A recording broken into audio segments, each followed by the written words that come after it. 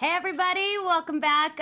You are watching the after show for Showtime's The Chi, and we're discussing episode 2 tonight, so stay tuned. You're tuning into the destination for TV superfan discussion, AFTERBUZZ TV. And now, let the buzz begin. I love that song. It's time to go. Kevin was going. Oh my gosh, he was booking all the way down. I was just like, Ronnie, do not catch him. He ran 2 times. Run, Forrest, run! Yeah, so much fun stuff to discuss. Lots going on in this episode. Hey everyone, I'm Veronica Barriga. You can find me online at Veronica B Online. And where can they find you, lovely ladies? What's up, y'all? Que lo que mi gente? Franceli Chapman here, checking in. Hang out on all things social media with me at Celly Hangout. What's up, y'all? It's your girl, Drew Jones, and you can follow me on all the things at OKDrewJ. Happy Sunday, everyone. I'm Dominique Cerita, and you can definitely buzz me on all things. Dominique Cerita. All right. So this is a fun episode. What were you guys, a little less action this time, but definitely a lot to discover, a couple new characters. What are your, overall thoughts for this episode? My feelings towards Emmett have changed from the last episode to now. I like him better now. I love the relationship between him and his mom. I love that dynamic. I think it's refreshing for one, but it's so real and authentic. They love each other. Jada the truth. Seeing that. She's the truth. Overall, the arc, it's funny because I try, for the most part, not to judge shows based off the pilot. Okay. Yeah. I'm the type of person, the pilot's what gets you in the door. Yeah. I need to watch episodes 1 through 3 before I can really say I'm going to keep going or I'm done here. Just FYI for y'all who watch TV, you should do that too. That's exactly it. It should be that way. Don't count something out just on the pilot. But the pilot was super solid, super strong. But here we are, episode 2, and I believe that all the characters still hold their weight. Yep. Yes. I'm still invested in everybody, and that's very rare sometimes with the show to get to episode 2, and you're still like, oh, him, her, yep, I'm there, I'm with them. So they're all complicated. They're all still trying to figure out what to do with their complicatedness. Yeah. But they're doing the best they can under their circumstances. So I'm loving the shot. Yes. So one of the lots of I'm overwhelmed. Too much to talk about. But I guess the biggest transformation is Emmett. Yeah. So let's talk about that. His world kind of comes crashing down on him. He's got to grow up overnight, really. Mm-hmm. What are you guys' thoughts on that and how he was handling certain situations? I'm so glad the scene at the playground where I thought he was going to leave his child, and I literally yelled, no, because I didn't want him to be that stereotype, You did, yeah. So I'm so glad he turned back around. I'm so glad because I'm like, yes, as men, we need, first of all, as a guy, you need your parents, but as anybody, you need your parents, So I'm so glad that he stepped up. Even as a young adult, we all going to make mistakes growing, but I'm so glad that he said, I would never leave you. I would never leave you, and I felt like he mean that. So with him and Keisha at the party, I was like, oh my gosh, are you going to do that in front of your child? Listen, Black Twitter was going off the charts. Showtime is showing a lot, okay? Yes. Showtime is risque. I was just like, oh my God. Everyone was like, where's your sitter? I was, Jacob, shout out to Jacob who plays Emmett. He was live tweeting and he was just like, yo, he tried to hit up his mama and she wouldn't, and tell us what you think on the live chat. But it was crazy because that was the first thing I was thinking. I was like, you was trying to F and make up with your girl in front of your baby? What's happening? Possibly another baby that you're not even taking care of the other 2 babies? Yeah. But also, party. as a viewer, he's starting kissing. I was like, okay, Emmett, I see you. And what's good? What's about to happen? And you hear the baby. You you're like, pop up. Yeah. Really? Really though? What? I actually watched the interview too, and he said every scene the baby was really crying. I'm like, oh my gosh! So that was really funny to hear about. That baby's so cute. Even when he cries, I'm like, you're adorable. Yes. I love you. Super cute. Too cute. That was funny. So he had a meltdown, but I think he handled it well. And it was really funny. He was trying to live the same lifestyle with a baby. Yeah. And then he found out real quick that, wait, I can't have a baby at a party, Yeah. This is not going to work. My favorite comment from the whole Emmett, dealing with the baby situation is when he's trying to get his mom to babysit. Yeah. And she's like, no, I'm not doing this anymore. And he's like, well, what am I supposed to do? And she said, well, pull out next time. Yeah. I was like, yeah. I mean, you said it, not me, but Yeah. I fully support this message. The thing that I really love, I feel like Emmett has a great support team, a foundation at least. He a lot of does. people growing up in harsh neighborhoods, they don't have that same support. He has his mother. Not only he has his mother, he has his boss who he works with at the Yeah. restaurant that wants him to do better. Like, he has a great support team. So I feel like anytime you have that foundation, you already got a head start opposed to somebody else. Now, what I'm a little shaky about I is know where you're Sonny's going with brother this. who gave him that. Yeah. Q. You know, Quentin Dickinson. the thing with that whole scene that really perplexed me was that, okay, when Sonny at the end of that scene was just like, you should have never taken that money, I'm like, where is the village and the protection in the community? Because I feel as though if this is really harmful for me, number one, okay, granted, this isn't a daycare at my establishment. That's fine, but you're also not telling me who, what, when, and why I shouldn't be engaging with this man. You say it after the fact. How does that help me in any kind of way? Well, I feel like he was trying to. Like, if you watch his reaction, he was very hesitant. He didn't step up, but he was very hesitant. And at the same time, it was hard because Emmett was facing this way. He was behind him. But also, in a situation, you never knew what he went through with that guy. So That's he what had to protect his own self, you and know? I felt that way too. I was just like, okay. At first, I was just frustrated, but as the storyline kept expanding on Quentin, I was like, oh, everyone is terrified of this man. Yeah.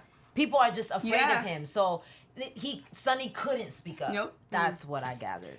I'm still confused about who he works for himself, but he's you know, who is he? What is his deal? Yeah. You know, is he the most corrupt guy? Is he the head of the gang and now he's straight? Is he a drug dealer? I have so many questions about this man.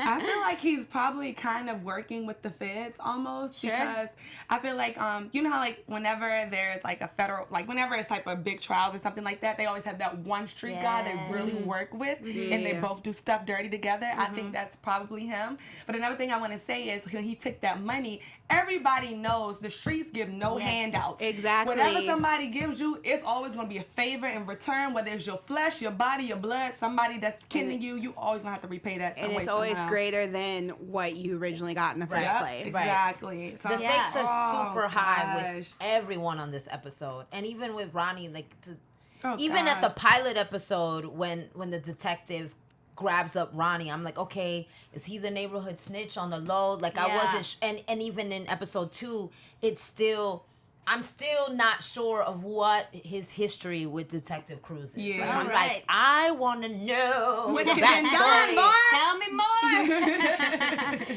But you know what's interesting about Q?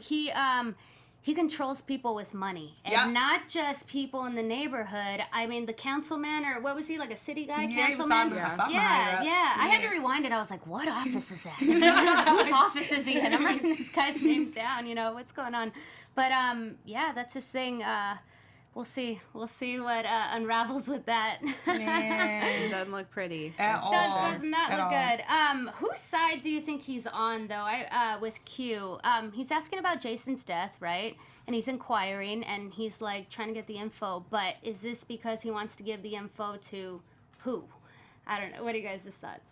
I think he's probably working with that other detective. Remember last week when I said there's I like the fact that Lena is showing two faces of the cop world, I would say. Right. You have the good guy and then the bad guy. Yeah. I think that he's probably working with the bad guy. Oh, with Cruz's partner. Yeah, Got for you. sure. Yeah. I don't know the text, the ins, outs. Well, the I don't highs think and lows. that's It's Cruz's something. partner, because he's like, Oh, right. he was saying he works in the gang kind of portion Yeah. of they're different divisions in the Not Cruz partner, Cruz partner's partner. right. Yeah, that's what I I'm meant. talking about. So what I gather in all of this, for me, and what really like bothers me about, well, in a good way, that the writing is incredible in that way, that everyone's interwoven. Yeah. But at the same time, it's just like when he went to go speak to Jason, I was so frustrated that Jason couldn't give the small little nugget that his brother sold sneakers. Yeah. Because that moment when he was like, he asked me to get Tim's, I'm like, if Jason would have just said, the one that Brandon. I keep referring to him as the I actor. got you, girl. You guys know what I mean. So, you know, if Brandon would have just said, oh, you know, Right. he sold the sneakers, because what was he doing over that dead body? That's Yeah. what it was. He was trying to hustle the sneakers. Yeah. And they would have connected all the lines there. But the other detective rolling up, trying to see, oh, that's the brother. It's like, what? And Cruz is like so close. He's this close. He needs So that missing that little link, and then he's yeah. gonna be like, boom, mind blown. He's gonna start doing, the magic that all he the does. dots. But he's still, Yes. he still connected the dots because rolling up on Ronnie the right. way that he did, Right. and pretty much effed up Ronnie's whole night. Like, forget dinner and crab legs and wine. That wasn't happening. Yeah. Sorry, Dropped the groceries. sorry, Tracy, you're not.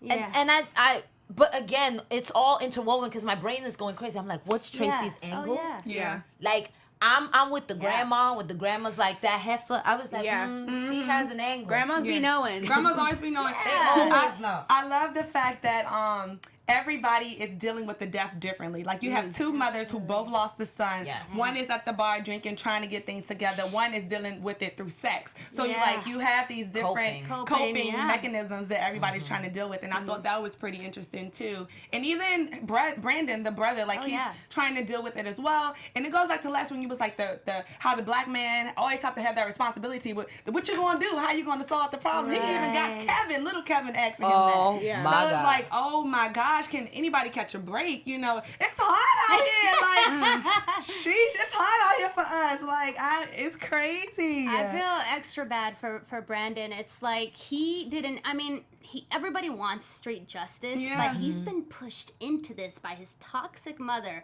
who is blaming him for this. And now he's like, okay, maybe in the back of his mind, if he goes after that guy, he can win his mother's love back. Yeah. I mean, it's oh man, It's hard to say. It's hard to put your finger on it. But like Dominique said, even Kevin pressuring Brandon That's is crazy. is insane to me. Like, it's just like Middle just schooler. the culture of what's happening, Yeah. and even what he tells his girlfriend Jerrika, he's like, go to the police. Right. Like, the police aren't gonna do anything. Yeah. There's no faith in the justice system. There's Right. no faith in the process, and that's the unfortunate part, that even when the links and the dots are connected, then it's like we still have to take it into our own hands. street justice. Yeah, it Yeah. has to be, because people get accused for the wrong things all the time. People dying for the wrong reasons. Like, it just goes on. So you gotta. And the find crooked something. detective is trying Ain't to do that helping. anyway. He's Yeah. like, He that's ain't his They line. trying to We are get somebody so- locked up to get that person some coins. Like, they don't care who He they was like, get. oh, Long as You somebody- said it. We are on like, the same page. long as they get Yeah. somebody. He They don't is care who absolutely it is. infuriating. He's like, we'll do the paperwork and That's what it is. It's all- about getting anybody. I don't care if it's the right person. Yeah. I mean, in their mind, right? I don't care if this person did it or not. I need to close this case. I need Yeah. to move on. It's about numbers. It's about getting Exactly. your job done. And it's sad, but Quotas it's and true. all of that. It's been They don't going want the on for a right long person. time. They just want a person that they can blame it on sometimes. So. mess. So the other cop, what's his? Do we know his name? I don't know his name. Detective I know homeboy's Cruz's name. I don't even want to know his name. How about He that? doesn't deserve know to take up his the name. space in my mind. We're gonna make up a song for crooked old cop, crooked old cop. We don't want to know no crooked old cop. Yeah, a song for him. There it We don't is. want to know you. So that guy. Detective, he can catch these hands. Okay. I'm from the Bronx. This side. Come see me. Detective, run up on site. So is he for sure a dirty cop, you guys think? Because we were talking about this earlier. We were just like, oh, he's a crooked cop. And I thought, yeah, because he cares too much about what's going on with Detective Cruz. And Detective Cruz is a good guy. He's trying to do the right thing. But he's got his nose in, all these little things. So you guys think he's crooked? Is Oh, for everyone sure. on Yeah, that? he got his for nose sure. in it because he don't want to make sure the detective find out something about him. Exactly. Okay. He's trying to cover his tracks. Yeah. That's what that is. Like, We're on the same page. You always gotta know a nosy person. We see you. Nosy people got motives. Okay? You ain't slick. What do you guys? So Ronnie, what do we think of? Ronnie is such an interesting guy because we man. get more backstory about Ronnie. He takes care of his grandma. He was a veteran apparently, right? Yeah. And He's then got Emmett's mom is the nurse that takes Yeah. care of Ronnie's mom. Like, it's just Didn't I tell you? brilliant writing. That's good. I said last week, it's so funny how everybody knows somebody that knows somebody. That's real That knows life. It's somebody. real life. That's the community for you. That's real life. Yep. What do you guys think of Ronnie selling the gun? Smart move or stupid move? But let's Smart talk. Wait, move. That's a discussion, right? can we talk But about the spider? The spider. No, just the whole house in general. I'm filling out your Yeah, thoughts. the energy. I'm trying to fill out your Hold on, wait a energy. minute. Oh. Tell me about myself, He's please. hyping this guy. He wants to feel your thoughts. It was funny. He was like, "Go ahead, take this $200 and get the spider if you want." I'm like, I ain't trying to get bit by that spider, right? I don't want that. He said, I rebuke that. Spider crawling on my wall. Here's That the was thing, funny. though, about your question about him actually selling it. I think at first he wasn't going to, but I think the streets are hot right now. Yeah. The streets are talking. They're always talking. Like his friends. You know, his friends know that, him. you know, that they're, like, this thing is happening. Like, it's like, oh, you know, we heard you took, wait, what? What you heard? And then, for real, it's more so his motive from the pilot has been Tracy. That's right. So it's like, the motive is Tracy wants me to get dinner, get this wine. I don't have a job. I don't have money. right. And I'm trying to show and prove as a man. It goes back to what we were discussing about the burden of the black man. Yeah. And so I'll do whatever it takes, which including selling a gun that does have a body on it. Right. You know? So I really think that it was more so about her than it was about anything else. Yeah. But for the moment, it is low key smart because Cruz does pat him down when he's telling him There's no gun on him. Yeah, Yep. so Right. I mean, it might not be a long run smart move, but in the short moment, it did end up playing in his favor. That's what I'm thinking. Like, okay, get rid of the evidence, but do we really sell it to somebody who's probably going to go shoot somebody else? Who's going to find the prints of a? Because I think Coogie did hit the gun at some point. Maybe his prints are on it, right?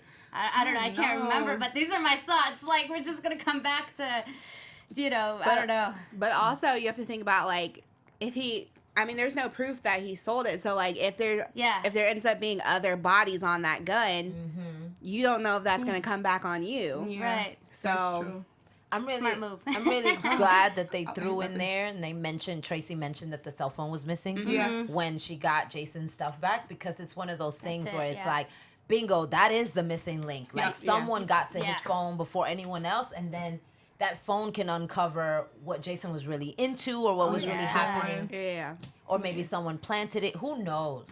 What happened? Find the cell phone. You find the missing link. Yes. She made up a good point. She said, I just want to see the pictures. I just want the memories. And I think that's one thing our generation takes for granted. So often we have so many good moments in our phone. We don't have photo albums anymore. No. If somebody dies, all those fun moments are left as a memory that we will never have, you know? And we take moments for granted until it become a memory. And I was like, dang, that's how I felt one day I lost my phone. I'm like, my grandma has Alzheimer's. I don't care. You can have my phone. Just give me my phone back. I get my pictures, and then you can steal it. You can take whatever. But those are precious things you will never get back at all. But take another one for anybody that ever lost, like a grandma, grandfather, anybody. Like, those pictures mean something. Like, everything. People pay thousands of dollars to go to like data recovery places just for those pictures. But why don't you just go get them developed? You know, like, we can do that too. Like, honestly, there are places now that will literally make you a whole photo book. You know, you know what's so nice too? When people leave voicemails, like I've heard stories where people. I still have a voicemail from my grandma, and she passed a couple years ago. Yeah. That's another big thing. That is. Cell phones. To get to hear that And picture then voice. Wow, that's so sweet. The grandma with the Alzheimer's, she was so like crazy and funny. I was like, this is so true to like the first stages of dementia where you just say whatever She took my battery. She need to get out of here. My grandma used to think someone was always stealing from her too. I'm like, ma'am, no one's stealing your stuff. And they never want help. I'm like, look, you on the verge of dying. You need to get you some help. Like, yes. It's so funny. So about Brendan, I want to go back a little bit. So in the beginning of the episode, it was really genuine that he wasn't trying to come after Ronnie. That was his, and at the end of the last episode, he wasn't about that. He was trying to stay on the right path. He promised his girlfriend, his love, Jerrika. And then towards the end, little Kevin comes at him. But little Kevin's thug life, my God. He's like, what you gonna do about it? And also, what was the other thing with, who else confronted him? And then His friend. Yes. Yes. So what do you guys think about Brendan? I mean, at towards the end, he did say, didn't he make a phone call and he's like, let's get that going, or let's get that gun? Did he say let's get that going, or get that gun? He said, remember what we talked about? Let's get the gun. Let's get Yes, that that's gun. exactly what he said. What he's doing is, I think he's realizing that the effects of Ronnie aren't just with Coogie anymore. They're affecting like Kevin's scared out of his mind. And now he's seeing the effects of his mother, and he's seeing how he's handling, and he's seeing all these people being affected by this man's one action. Right. And so he's kind of like, I think before he was trying to be like, I can't I can't let this be a cycle. I have to grow from this. But when it's something that's like continuously affecting the people around him, I think Brendan's the type of person who's like, I need to put this on my shoulders. I need to be the one to handle it. Because Kevin, that little baby boy, is scared, and I was just like, I'm here. It's he was running for his life. Yeah, imagine, like, you didn't wish to see something like that. You know, it just happened. So it's like, I don't want me and my family to be in jeopardy of it.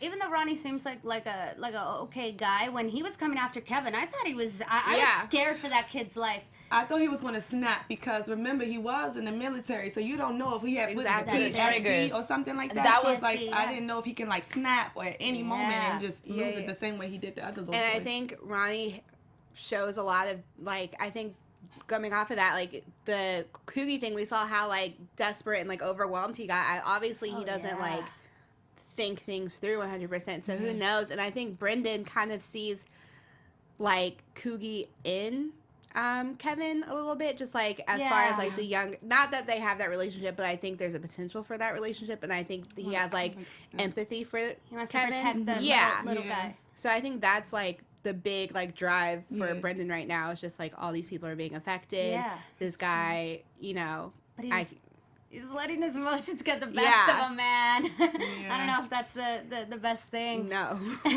Seriously. No. Brandon, Jason, he is so great, man. Like, every time he cries, I'm like, come on, man. Come on. Quit playing. Viola Davis snot bubbles. Come on, man. Like, every single time. Like, he's an awesome actor. Like, incredible actor. He pulls that emotion every single time he got to cry. Yes. And what about the little kids at school? This little bully girl. Oh yes, our new character, Andrea's cousin, right? They're saying they're related. Like Baby D from Friday. Just so daggone. Listen, baby girl, I understand. I was a tubby little awkward middle schooler, but we don't be going around licking people on the face. All right, my goodness. Listen, I understand that we're expected to have attitude because we're chubby and black and girls, and so everyone expects us to have that attitude. We can have that. That's fine. What we don't do is we don't hop on people, and we don't lick them. You know, and Kevin felt super violated. Yes. You know, and that's one of those things. Like, I was just having a conversation today with a good girlfriend of mine in the industry about everyone knows, Lena talked about our Golden Globes, time's up, everything is happening with sexual harassment, but, you know, the double standard in it. Because in that moment as I was watching this, I was like, oh my God, here's this woman straddling this young man, and this is ungarnered, unwanted, you know, and he kind of couldn't do anything about it because she overpowers him in a particular way. You know, so I'm like, and then, but also the psychology behind it, that as a man, are you allowed to say no? Or how unmanly do you look to turn down a woman coming on to you? Like, it's such a multi-layered, and I've been like binging on Lena. Shout outs to Zais, who's on the chat, who's asking if we watched Lena and Jason's Breakfast Club interview. I seen Jason. Last night, I was up till like 2:30 in the morning just watching Lena Waithe, like, just talk about life. Yeah. And I know in her tour, it's going to come up, the whole Aziz sexual scandal, and they're going to ask her how she feels. And I hope her PR team preps her in an incredible way. But it would be interesting to hear Lena's take on what she believes happened or didn't happen, and what, you know, educating us around what consent really means and what that really looks like. Because I don't necessarily believe that exactly what happened was all the way sexual assault. I wasn't there. I don't know all the details. Are you able to share with the viewers a little bit what you're talking about? The account, because I was actually just talking to another AfterBuzz host about it earlier, because it's hard, because I am a fan of Aziz Ansari, so I really had to take a step back and be like, am I hazing on this situation because I like him, or am I hazing on the situation because it's not completely adding up, and I don't, and when we're throwing the word sexual assault and sexual misconduct out, is this something that warrants that? And basically what it's an anonymous girl. I mean, we know she's a Brooklyn photographer, but her name hasn't come out or anything, but she did an interview, and she has text receipts, and she said that they went on a date, and they went back to his house. He asked her to come back to the house. She said yes. They went back to the house. there was some sexual advances, Some mutual coupling, going back and forth. And even in her account, she's saying, you know, like, he asked me to do this, so I did do it. He did this in return. And then it was almost an aftermath of, like, I felt uncomfortable about it. And she sent in to whoever she did the interview with, she sent in text screenshots. And he sounds very remorseful in the text because he took responsibility. Yeah, because he said because even in her side of it, she said, you may have thought it was something I wanted, but I'm actually very uncomfortable by it. And so, yeah, I am interested to see what Lena has to say about it because it's one of those situations I don't know. Like, yes. Yeah. But I think we also can't crucify and castrate men who do take the responsibility. I think the problem is when they don't. The thing is, if someone offends me or someone makes me uncomfortable, that might have not even been their intention. But it still happened and I still felt it. So just taking the responsibility to say, oh my gosh, I'm so sorry. How can I help you? How can I fix this? How can I take care? If that's what the man said or did or his response, because most men just be like, oh, you're being emotional. You're being a girl. Why you feel that way? He didn't dismiss her in that way. Yeah. So I feel it's unfair to castrate him, his career, take away his show for something like that. Especially because it's the show Lena got her Emmy for. You know, it's an incredible show as well. So... yeah, I will, because I'm sure she's going to, you know, because Hollywood has a tendency to make women answer for men's, you know, actions. Yeah, talk about it. So I have a feeling we're going to hear from her. I'm very curious because I really don't know where I stand on it because it's a very hard topic to come on because, you know, we've seen all these sexual misconduct, sexual assault allegations come out, and it's been very it's been very black and white. Yes, that's sexual assault. And there's so many layers to it. What's interesting about this one, I read a little bit, was that she communicated immediately that same night. Is that right? Or she sent the text the day after? The text was the following day. He texted her and was just like, you know, I'm so excited about like whatever we just shot or something. Like he was gonna go get it developed. And she said, cool, but this is how I felt. Yeah. Right. And then he immediately wrote back and said something along the lines of, that was not my intention. Your feelings are valid. I'm sorry if I hurt you in a certain way. I was under the impression that it was something else. I just think the fact that they communicated, was really good about that situation. Now, bringing it public, I don't know. It's hard to say. Exactly. So, but you said you did watch the Breakfast Club interview. I watched the Breakfast Club interview. Yeah. And I'm going to bring it happy because that's what Dominique does. But I learned that Jason actually indeed is a real chef. He's no stranger in the kitchen. Come on, Jason. When he be chopping and dicing and chopping. He can come and haircut for us. Yes. Listen. That'll be awesome. We got a kitchen here. Jason Mitchell, are you single, bruh? Yes. Can we have him in the studio? Can he come in? We need to talk to his Jason, people. if you are watching us or y'all know somebody that knows Jason, tell him to come through AFTERBUZZ. Most of the cast. Are you single? Cast and production crew. Minus the children. But what's interesting about all these characters is on one of Lena's press tours, she talked about the fact that she named all the characters based on people in her life. Which I love. Yeah, which I love. Like, she grew up with a guy named Coogie, a guy named Brandon, Laverne is named after her mom. Ooh, because she was like, if they're named after people I care about, then I care about them as I'm writing them. Yeah. There's a lot more care in the writing process, although they're not coinciding with the actual stories of those people, but it's just like Coogie. I know that guy. I know that person. Yeah. And there's just a lot more care with that. And I was just like, girl, you're brilliant. So this is funny. So do y'all know anybody named Brandon? Yes. I do. All right, so do he match the Brandon that y'all know? Listen, this is what's triggering. I legitimately know someone named after everybody on the show. Even and a I'm Coogie? like, yes, I grew up with a Coogie. And Coogie cool? Coogie was mad chill. Like, that's what bothers me. Coogie was mad chill, and it bothers me because I'm like, okay, do we all have these people like just in every city? Is there a Drew in Chicago? Just walking around with attitude? Probably. You know Keisha that was fast? Yeah. Oh, yes. Everyone knows a fast Keisha. But Keisha was a different kind of fast because she put her foot down when she needed to be. Shout out to Keisha. And she said that Emmett was named after Emmett Till. Wow. In honor of him. And I just was like, Lena, because she, you know, because the show has so much layers and textures about us being desensitized to black bodies being fallen. You know, we're seeing it so much, and you talked about this last week, that you see it so much that you kind of desensitize. And so for her, Emmett was the anticipated. No, anticipated. And My gap is having problems today, y'all. Like, sometimes that happens with the English language. Since Spanish was my first language, my gap doesn't always.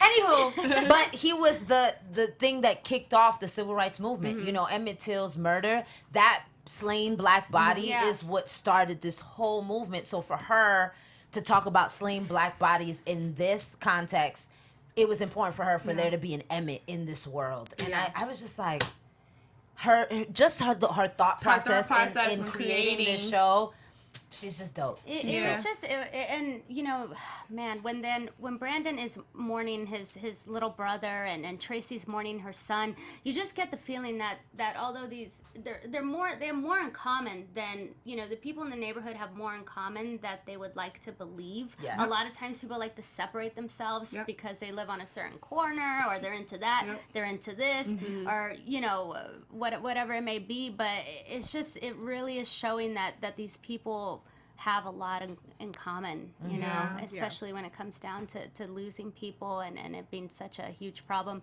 Like when I was doing research, you type in Google gun violence and Chicago. Is the comes first up. thing. Is the first thing that comes up. It doesn't even let you finish. You just say gun violence Chicago too. Yeah, and so that's crazy. But really humanizing the characters again, that's what she does best. It's really great. Yeah, so the end, we have the moment where the detective comes on Ronnie. He's just, you know, going about his business, thinking he's bombs on him. Yeah, he did. Bombs on him. It's like, I just wanted you to know. I thought you should know. Oh, it's so powerful. The eye contact. So powerful. What a great cinematic moment. It's just one of those things where it's like back to certain policemen that work in these kind of communities. All, as much as they have power, as much as they don't. You know, in terms of like, he's like, oh, when he told Brandon, you know, a witness has to come forward. Right. And in those communities, witnesses do not come forward. Correct. So it kind of binds the cop's hands behind their back. So it's like, this cop knows, like everything in him knows that Ronnie probably did do this. But again, it's what you can prove. He has no proof, no evidence, no anything. So for him, it's like, this is how I can serve some sort of justice.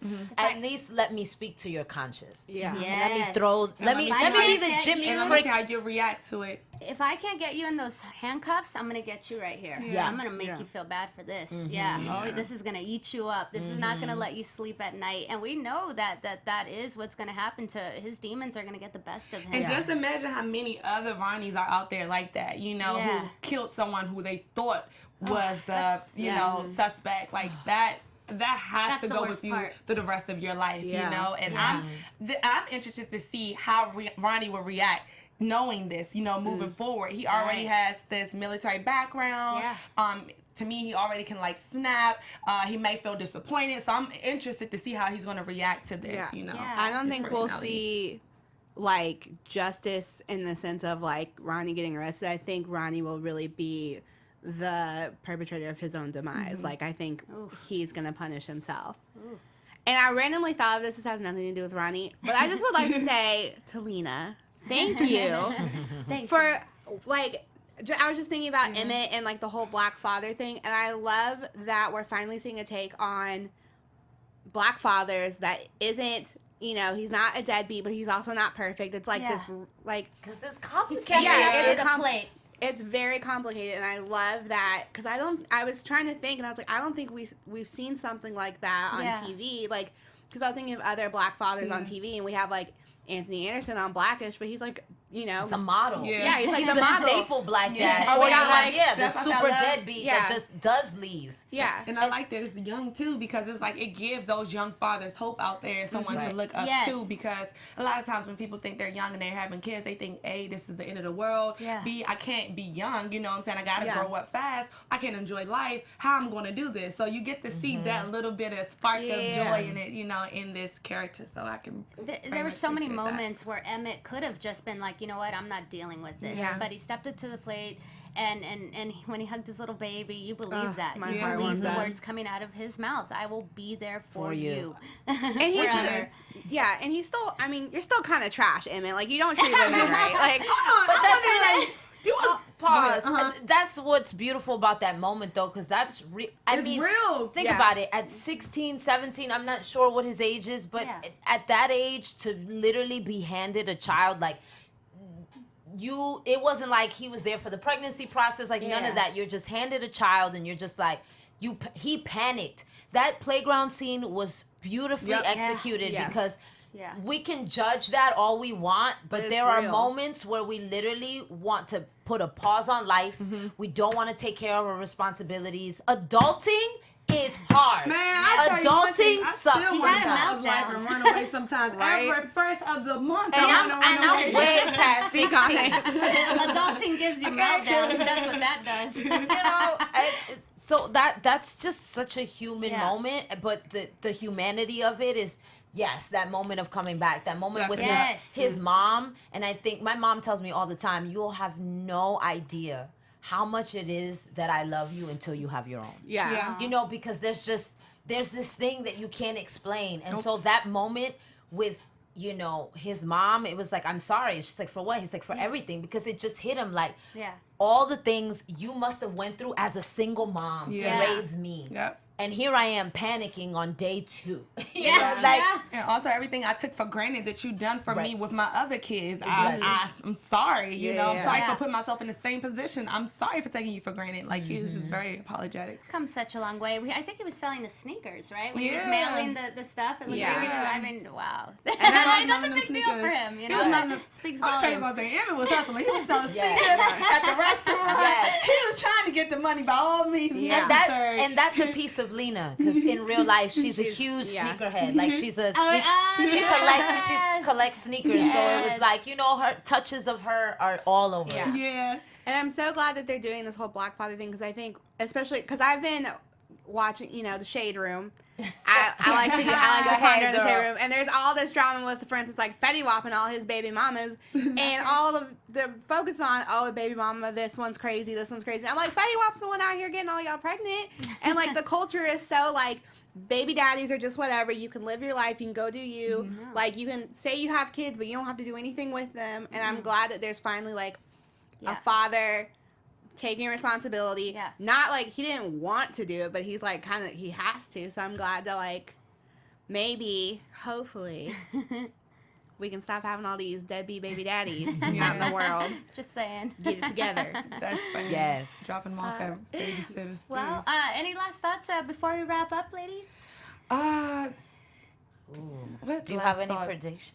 My prediction will be, like I said, I'm interested to see how Ronnie will handle this. What Emmett gonna do with the baby? Because I know that babysitting is an opening slot. 2 Will become months. open. What's gonna happen with that? Also, I'm also want to see how Jason's mother is going to handle the fact when she found out that they killed the wrong person. How the mother is going to respond to that. And then see what Brandon and Kevin's going to do. It's like a whole different dynamic going on now. So Yeah. I feel like Emmett's about to have to get his hands dirty because of the whole Q thing. So I think that's going to bring him more into this world. Yeah. And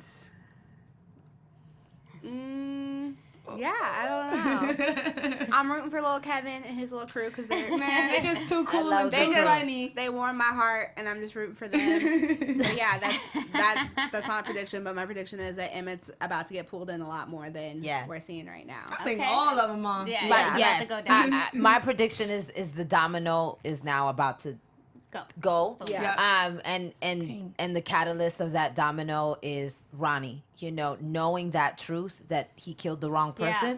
He's the neighborhood dude that gets all the intel. So I think now he's about to start tipping some dominoes to try to get this intel, and that's gonna start burning up some fires, because now you looking too hard. Yeah. Ronnie's gonna start looking in places he got no business because they're covering up something. Something bigger. Something much bigger. He has. Well, they're also coming after him. The cops are looking at him now. He thinks the neighborhood's coming at him. Yeah. Right. So this is very dramatic, and I don't know. I'm just guessing, but I think Ronnie's gonna be. He's going to be the next one to go. He's going to be the next one to go. And I only say that because they spend so much time showing, like, empathy for this character and building his backstory. They want us to love or not necessarily love, but care about this man. and understand him. So, I don't know. It breaks my heart to know that this is somebody's real life story. Yeah. You know, like, even though we look at this as a drama, to sit back and think, like, dang, somebody or maybe a lot of people was going through this right now. Like, that's crazy. I will say I really hope we see some of the female characters come more to like the spotlight and their storylines be less based in who they're with and more like I really want to know Jerrika's story. Like I want to see her prosper as a character besides just being really cute with Brandon. Yeah. So fingers crossed. Also, I hope that freaking chef's wife, whatever.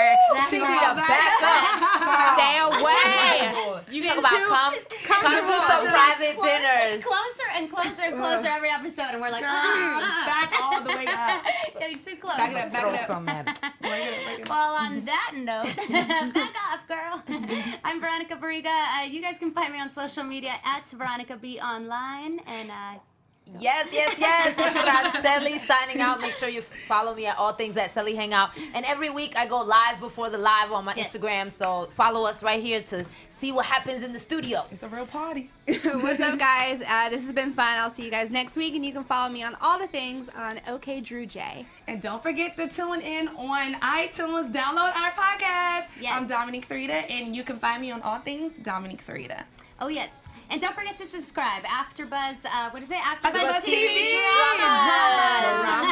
Bye, y'all. See y'all next week. From executive producers Maria Menounos, Kevin Undergaro, Phil Svitek, and the entire AfterBuzz TV staff, we would like to thank you for listening to the AfterBuzz TV network. To watch or listen to other after shows and post comments or questions, be sure to visit AfterBuzzTV.com. I'm Sir Richard Wentworth, and this has been a presentation of AfterBuzz TV. Buzz you later. The views expressed herein are those of the hosts only and do not necessarily reflect the views of AfterBuzz TV or its owners or principals.